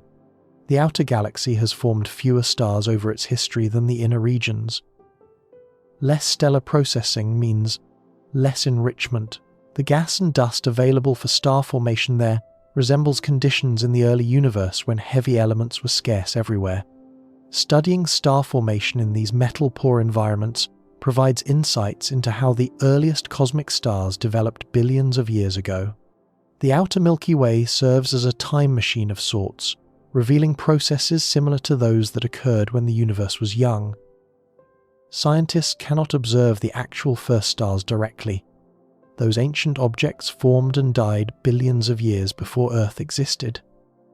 But they can study analogous environments in the present-day, outer galaxy, and infer what early stellar formation might have looked like.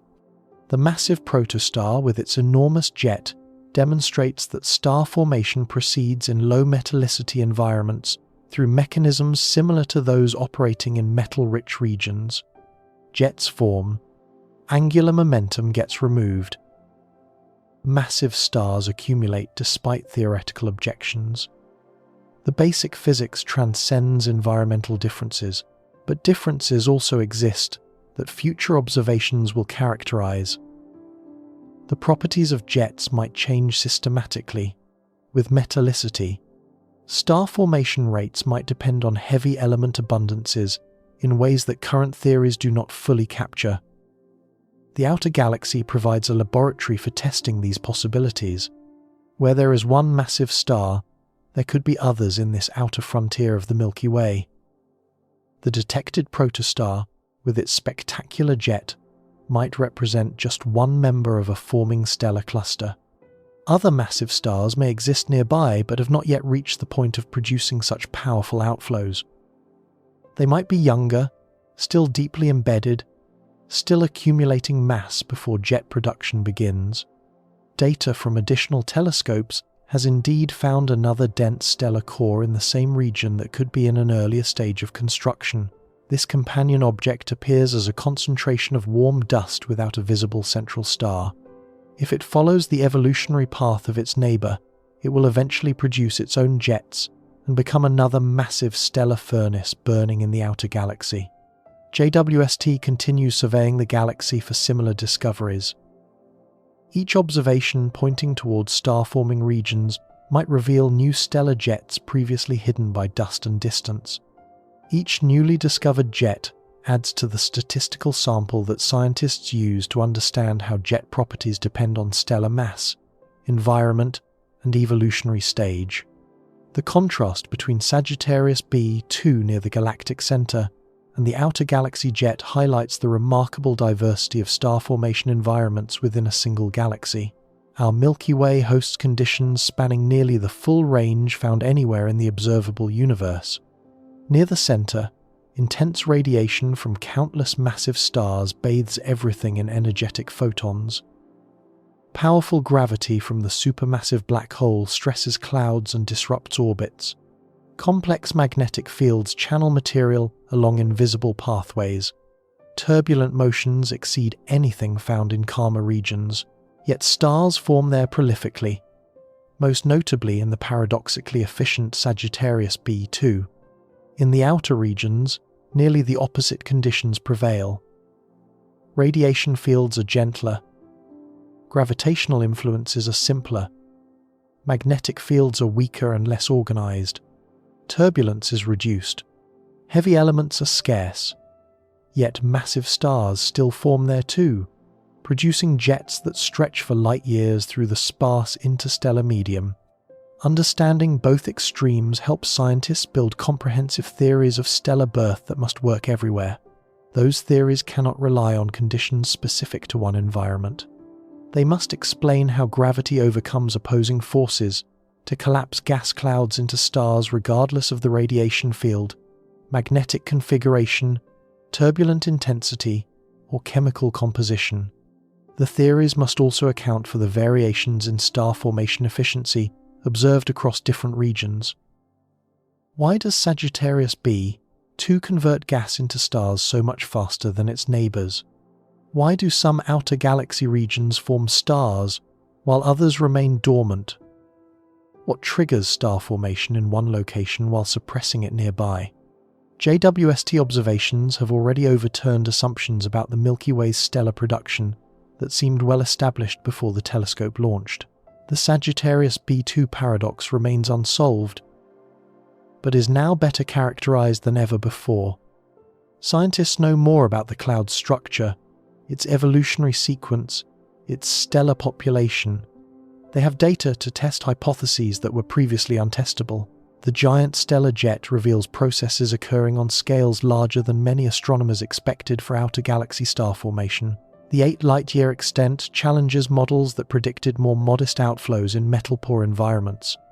The detailed structure visible in JWST images provides constraints on jet physics that simulations must now reproduce.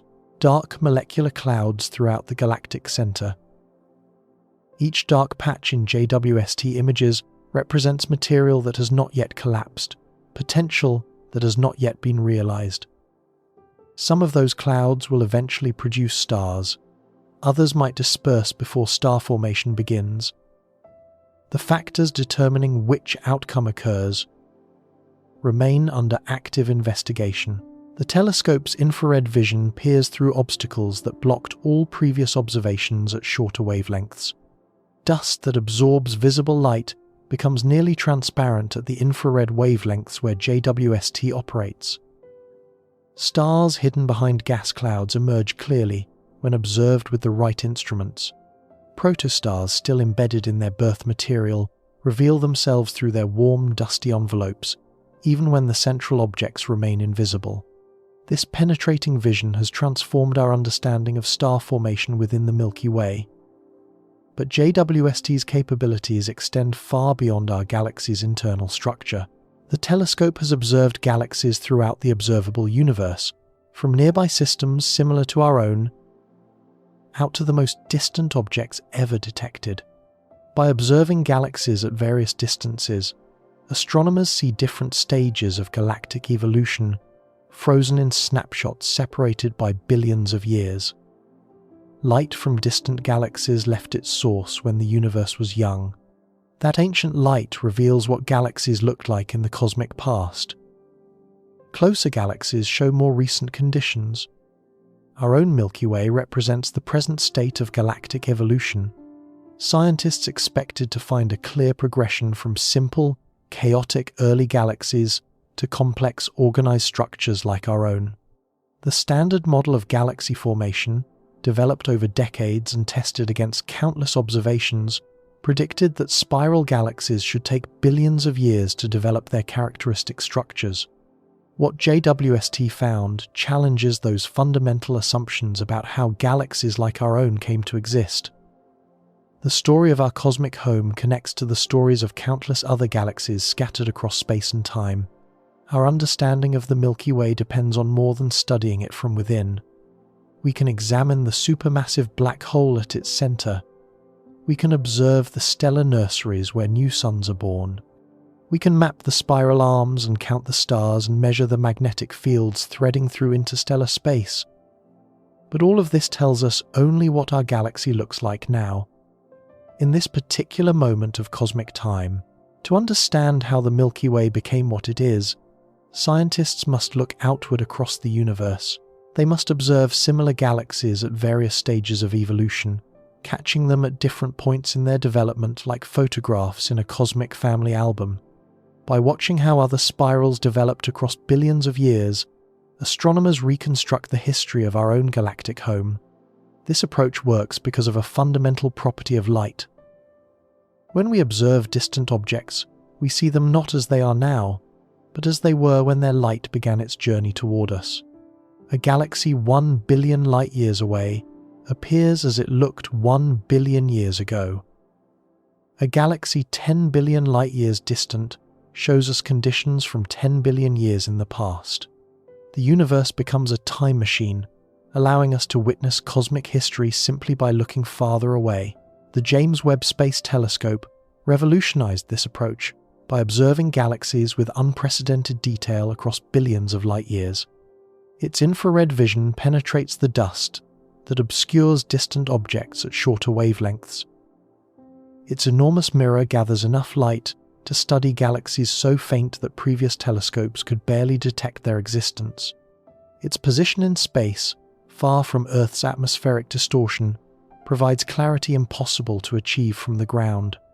What JWST discovered when it turned this extraordinary capability toward distant galaxies fundamentally challenges how we thought galaxies like the Milky Way formed and evolved.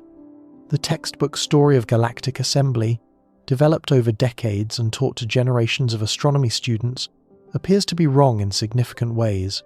The most surprising finding concerns structure formation. The process by which galaxies develop their characteristic shapes. Standard cosmological models predicted that large spiral galaxies should assemble gradually through mergers of smaller systems. According to these models, the elegant spiral structure we see in the Milky Way today required billions of years to develop through a slow accumulation of material and a gradual settling into organized rotation. Early galaxies, according to this standard picture, should appear chaotic and irregular. They should lack the organized disk structures that characterize modern spirals. Their stars should move on random orbits rather than the orderly circular paths that define galactic disks. The beautiful pinwheel shapes of galaxies like our own should emerge only after extended periods of cosmic evolution. JWST proved this prediction dramatically wrong. When astronomers used the telescope to observe distant galaxies existing when the universe was young, they found mature spiral structures already in place far earlier than any model predicted. Organized disks of stars rotating smoothly around central bulges appeared in galaxies that formed just a few billion years after the Big Bang. Thin stellar disks, the flattened structures where most of a spiral galaxy's young stars reside, already existed 8 billion years ago according to JWST observations.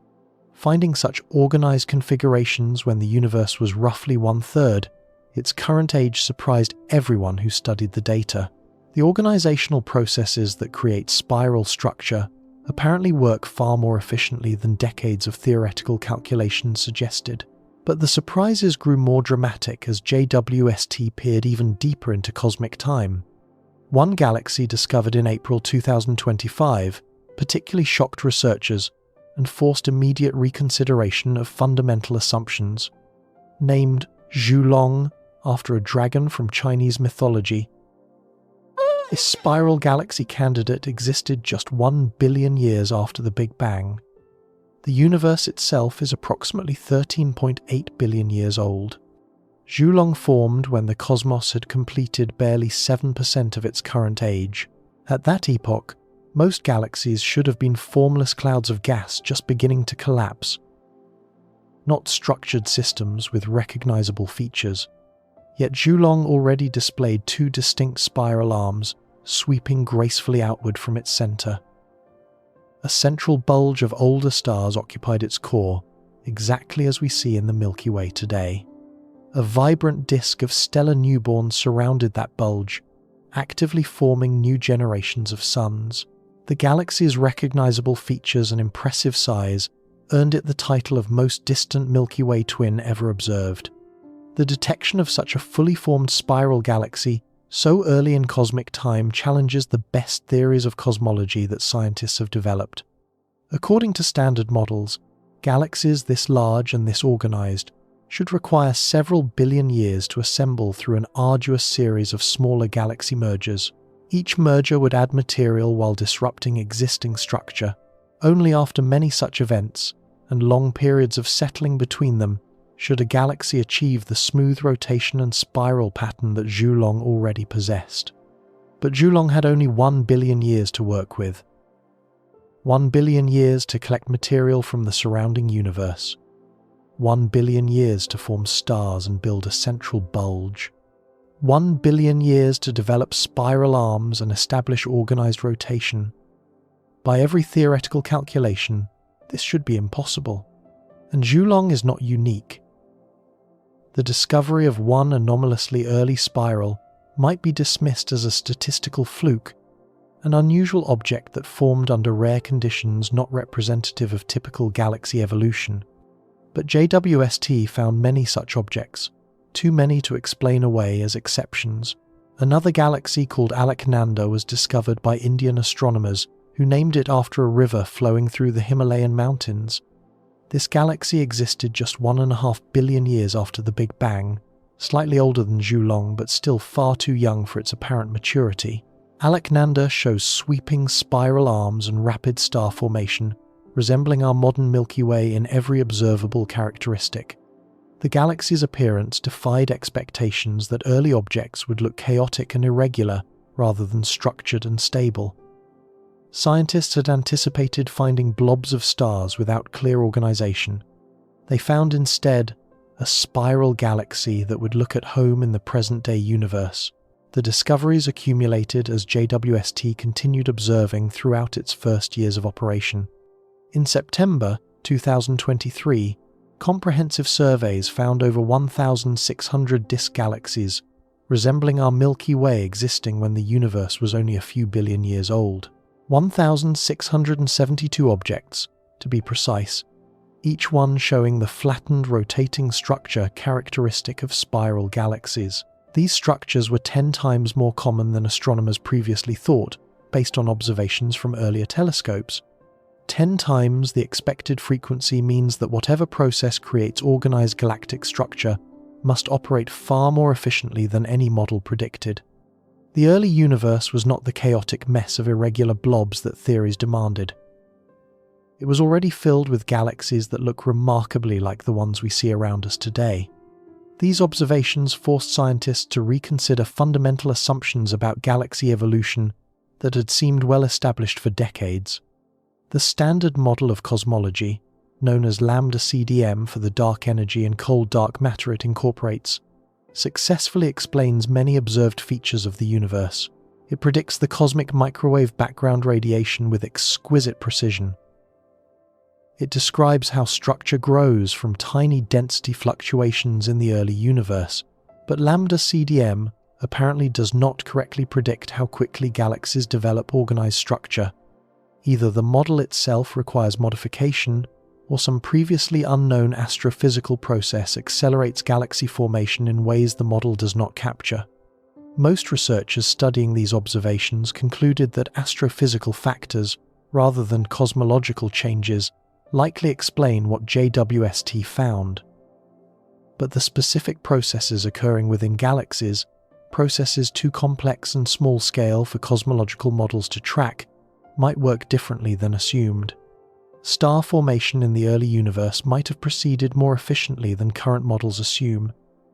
If gas converted into stars faster than calculations suggested, galaxies would build mass more quickly.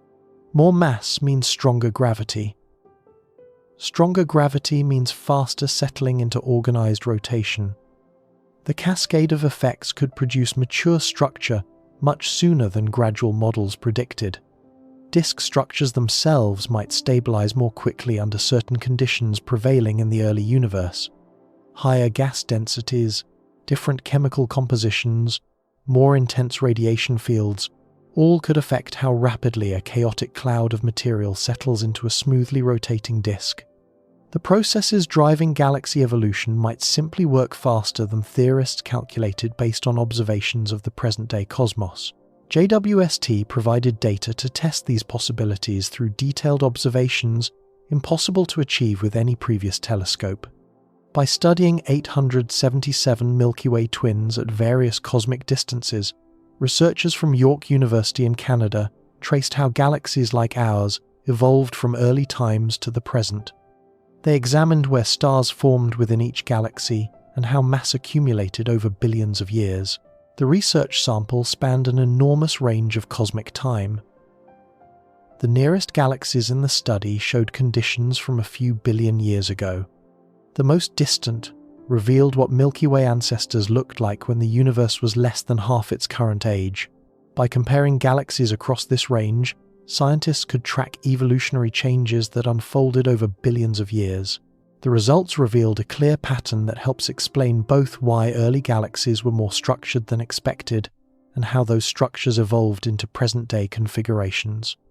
Galaxies like our Milky Way grow from the inside out. The earliest observations in the sample show galaxies dominated by dense, compact central regions. These central bulges contain older stellar populations concentrated in relatively small volumes. The bulges formed first, collapsing rapidly from the densest peaks in the primordial matter distribution. Gravity pulled material together efficiently in these regions, building compact, massive structures while the rest of the galaxy remained less developed. Over cosmic time, the outer parts of these galaxies rapidly gained mass and became the primary sites of new star formation. Gas flowing inward from the surrounding universe settled into rotating disks around the central bulges. Stars formed throughout these expanding disks, gradually building the extended spiral structures we see in present-day galaxies. This gradual expansion outward creates the configuration characteristic of modern spirals like the Milky Way. A central bulge of old stars, formed early in the galaxy's history, sits surrounded by a disk of younger populations still actively producing new stellar generations. The inner regions completed their star formation billions of years ago. The outer regions continue forming stars today. Astronomers have been modeling the formation of the Milky Way and other spiral galaxies for decades, using computer simulations of ever-increasing sophistication. It is amazing that with JWST, we can finally test those models directly and map out how Milky Way progenitors actually grew along with the universe itself. The words from the research team captured the significance of being able to compare theoretical predictions with detailed observations spanning billions of years of cosmic evolution. The inside-out growth pattern matched some theoretical predictions while contradicting others. Simulations had suggested various growth scenarios, depending on the assumptions encoded in their calculations. Some models predicted early outer development, where disk stars formed before central bulges completed. Others suggested simultaneous growth throughout galactic disks, with no preferential location for star formation at any epoch. JWST observations eliminated some possibilities while confirming others. Models that predicted different sequences now require revision or abandonment. The observational constraints have never been tighter. The telescope's exceptional spatial resolution allowed researchers to create detailed maps of stellar mass and star formation activity across each galaxy in their sample. These maps show where stars were already in place, appearing as concentrations of established stellar populations, and where new stars were forming at each phase in a galaxy's life. Such mapping was impossible with previous telescopes. Hubble could detect distant galaxies, but could not resolve their internal structure in sufficient detail. Ground-based telescopes could not achieve the clarity needed to distinguish different regions within objects billions of light-years away. Only JWST combines the sensitivity, resolution, and infrared capability necessary for this research. To conduct this groundbreaking study, teams combined high-resolution imaging from JWST with complementary observations from the Hubble Space Telescope. Each telescope contributed unique information. Hubble provided observations at shorter wavelengths that revealed different stellar populations than JWST's infrared images. The combination yielded a more complete picture than either telescope could achieve alone. The JWST data came from major Canadian observing programs that employed a clever technique to extend the telescope's reach even further into the distant universe. Massive galaxy clusters, concentrations of hundreds or thousands of galaxies bound together by mutual gravity, act as natural gravitational lenses. Their enormous combined mass bends light from more distant objects, magnifying and brightening galaxies that would otherwise be too faint to study. These gravitational lenses provide a cosmic telescope that supplements JWST's already extraordinary capabilities. Background galaxies that would appear as mere smudges without magnification resolve into detailed structures when observed through a cluster lens. Features invisible in direct observations emerge clearly in the magnified images. Canada's hardware contributions to the JWST mission through the near-infrared imager and slitless spectrograph instrument, called NIRIS, earned Canadian astronomers valuable guaranteed observing time on the telescope. This access enabled the research programs that revealed how the Milky Way's ancestors evolved across cosmic time. The investment in building telescope hardware paid dividends in scientific discovery. The findings extended beyond structural development to probe the detailed internal architecture of spiral galaxies like our own. Scientists studied how dual disk structure forms and evolves, a feature characteristic of the Milky Way that raises questions about galactic assembly. The Milky Way consists of two overlapping stellar disks with distinct properties. A thick disk of older stars extends above and below the galactic plane by thousands of light-years. Within this thick disk nests a thin stellar disk containing younger stellar populations concentrated much closer to the central plane. Each disk features distinct stellar compositions, reflecting the chemical enrichment of the galaxy at different epochs. Each disk features distinct movement patterns as stars orbit the galactic center on slightly different trajectories. This dual structure presumably reflects different phases in the Milky Way's assembly. The thick disk might have formed earlier when the galaxy was still settling from its initial chaotic state. The thin disk might have developed later, after rotation became more organized and gas could settle into a narrow plane before forming stars. But testing this scenario requires observing dual disk structure in galaxies at various evolutionary stages. By studying over 100 edge-on-disk galaxies from up to 11 billion years ago, astronomers investigated this dual disk structure for the first time in early cosmic objects. Edge-on galaxies appear as narrow lines in images, allowing observers to distinguish thick and thin components based on how far stars extend above and below the central plane. The research represented the first time anyone had examined thick and thin disk structures in galaxies that existed during the infant stages of the cosmos. Previous telescopes could not resolve these subtle features at such distances. Only JWST's combination of sensitivity and resolution made the measurements possible. What they found challenged expectations built from decades of theoretical work. Thin stellar disks existed far earlier than models predicted. Galaxies that should have shown only chaotic, puffed-up structures characteristic of unsettled systems instead displayed the thin, organized disks characteristic of mature systems like the present-day Milky Way. To see thin stellar disks already in place 8 billion years ago, or even earlier in some cases, was genuinely surprising to scientists who had spent careers studying galaxy evolution. The discovery suggested that the processes organizing galactic structure operate more efficiently than theorists assumed. or that those processes begin operating earlier in galactic history than models predicted. Either interpretation requires revising long-held assumptions about how galaxies develop. These findings connect in important ways to the star formation mysteries observed in Sagittarius B2 and throughout the Milky Way's galactic center. If galaxy assembly proceeded faster than expected in the early universe, current conditions within our galaxy might reflect that accelerated formation history. The Milky Way inherited whatever circumstances prevailed during its initial development billions of years ago. Perhaps the paradoxical star formation efficiency in Sagittarius B2 traces back to conditions established when our galaxy first assembled. Perhaps the structures observed in Sagittarius C reflect organizational patterns that began operating during the Milky Way's earliest epochs. The connections between early galaxy formation and present-day star formation remain under active investigation as scientists work to link observations across vastly different scales and timescales. JWST observations also revealed that the early universe contained surprisingly massive and luminous galaxies beyond what any theoretical framework anticipated. Objects appeared in deep-field images that were simply too bright and too evolved to have formed so soon after the Big Bang, according to standard calculations. Some of these objects turned out to be supermassive black holes far larger than models allowed for such early cosmic times.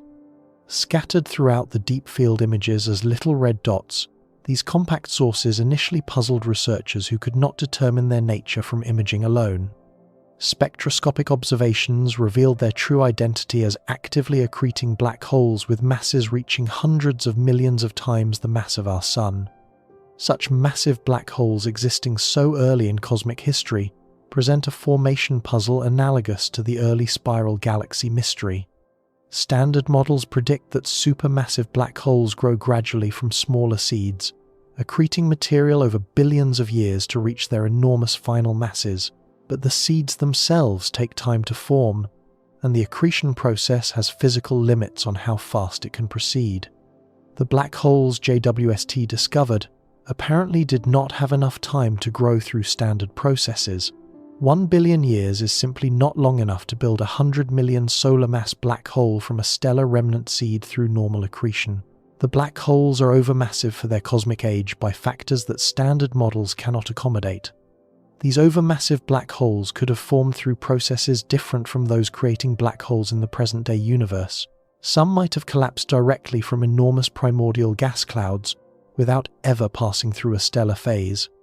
Such direct collapse black holes could form with masses of thousands or even millions of solar masses from the start, eliminating the need for extended growth from stellar mass seeds. Others might have grown from the merger of countless stellar mass black holes produced by the first generations of stars in the universe. Those first stars, forming from pristine hydrogen and helium gas without the heavy elements that characterize later stellar generations, likely reached enormous masses themselves. When they died, they left behind black hole remnants far larger than typical present-day stellar black holes produce. Mergers among these first-generation remnants could have rapidly built the overmassive black holes JWST observed. The discoveries about early galaxies and black holes forced reconsideration of cosmological models, spanning the entire history of the universe, from the Big Bang to the present day. If structure formed faster than predicted in the early cosmos, perhaps some aspect of gravitational physics operated differently under conditions prevailing shortly after the universe began. Dark matter, the invisible substance that outweighs ordinary matter by factors of 5 throughout the cosmos, might have clumped more rapidly than calculations suggested. If dark matter concentrations formed earlier and grew faster, they would have provided gravitational wells where ordinary matter could collect sooner. Galaxies would assemble ahead of schedule in such a scenario. Alternatively, the properties of dark energy, the mysterious force accelerating cosmic expansion, might have differed in the early universe from their present values. Such evolution in dark energy properties could affect structure formation rates in ways that current constant dark energy models miss. Most researchers remain cautious about invoking such fundamental physics changes to explain JWST observations. Astrophysical explanations involving faster star formation or more efficient disk settling seem more likely than modifications to the cosmological model that successfully explains so many other observations. But the possibility of new physics cannot be excluded until all alternative explanations have been thoroughly tested. JWST continues accumulating data that will constrain these possibilities as observations extend over years and eventually decades. Each observation of a distant galaxy provides another data point that theories must accommodate. Each measurement of stellar populations, chemical abundances, and structural properties helps distinguish between competing models of galaxy formation and cosmic evolution. The telescope has already observed thousands of distant galaxies in detail, impossible for any previous instrument. Hundreds of research papers have reported findings that revise assumptions about the early universe. The pace of discovery shows no signs of slowing as additional observing programs complete and new data become available for analysis.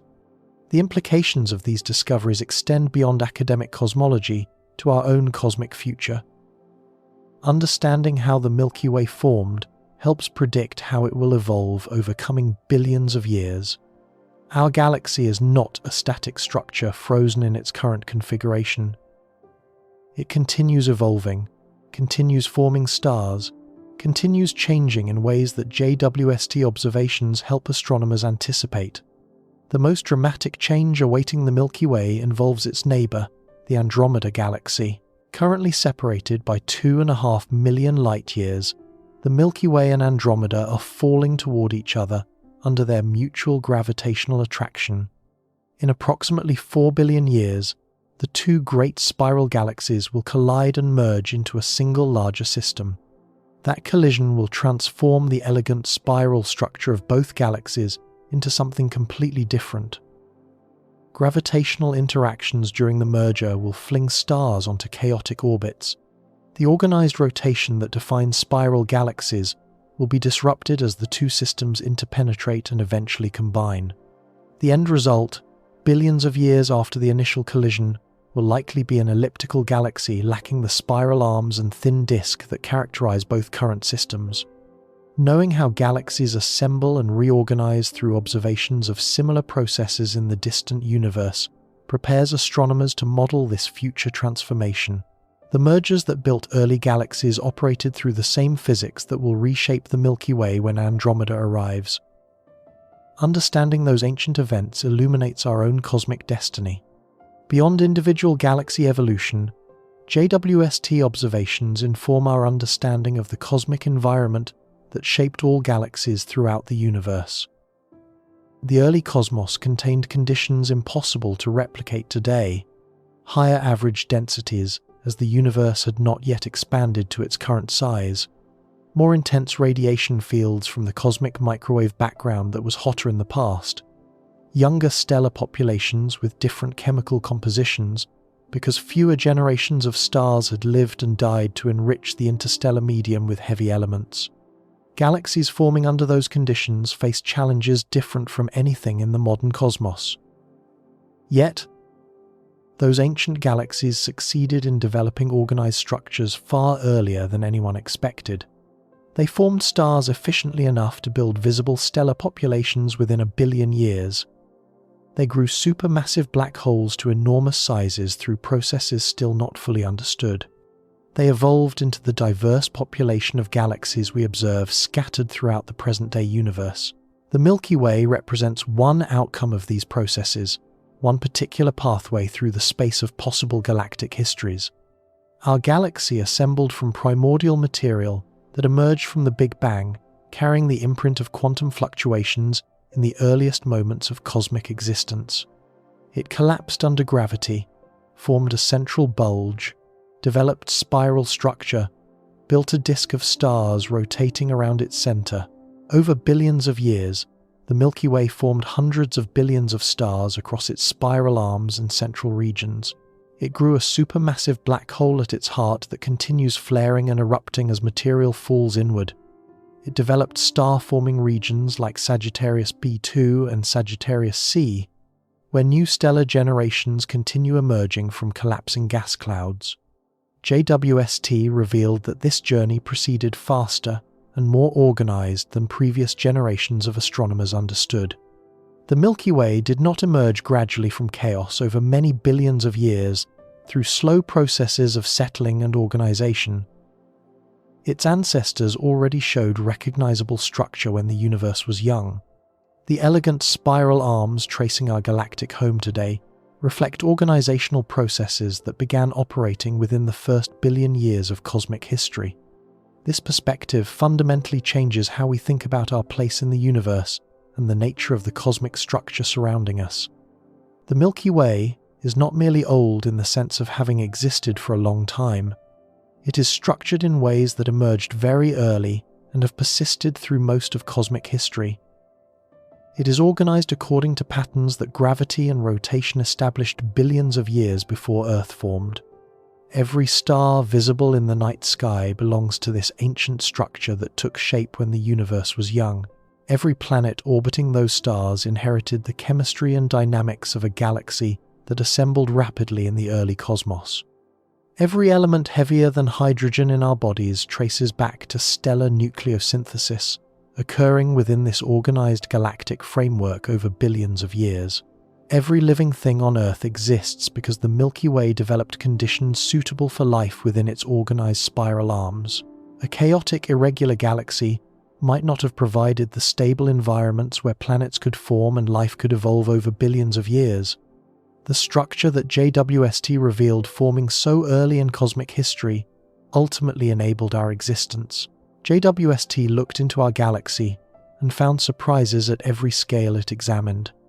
The supermassive black hole at the center erupts constantly with flares that never cease, overturning decades of assumptions about its dormant nature. Star-forming regions like Sagittarius B defy standard efficiency predictions by factors that models cannot explain. Massive stellar jets carve through interstellar space across distances larger than anyone anticipated. Ancient galaxies, billions of light-years away, displayed mature structure far earlier than any theory expected. Each discovery rewrites something we thought we understood about the cosmos and our place within it. Each observation reveals complexity we failed to anticipate despite decades of research with previous generations of instruments. The Milky Way is not the calm, well-understood home we imagined before JWST began its observations from the darkness beyond the Moon. It is dynamic, with constant activity at its center and ongoing star formation throughout its disk. It is mysterious, with phenomena like the needle structures in Sagittarius C that no scientist can yet explain. It is far stranger than the textbook suggested, full of surprises that emerged only when humanity finally possessed instruments capable of seeing what was always there. The monster at its heart never sleeps, erupting 5 or 6 times daily with flares that previous telescopes missed entirely. The star factories within break the rules of efficiency that physicists derived from studying calmer regions. The history recorded in its structure extends deeper into cosmic time than any model predicted before JWST provided direct observations. And we are only beginning to understand what the golden mirrors of humanity's most powerful space telescope can reveal about the galaxy we call home. Thousands of research programs will analyze JWST data for decades to come. New discoveries will emerge that we cannot yet anticipate, surprises that will overturn assumptions we do not even realize we are making. The Milky Way has existed for over 13 billion years. Humanity has studied it seriously for only a few centuries. JWST has observed it for only a few years. The story of our cosmic home is just beginning to be told with the clarity that truth requires. What we learn will reshape our understanding of where we came from and where we are going. The light gathered by those 18 golden mirrors carries information about the past, present, and future of the galaxy that made us possible. Reading that information is the work of generations. The James Webb Space Telescope has given us the tools to begin.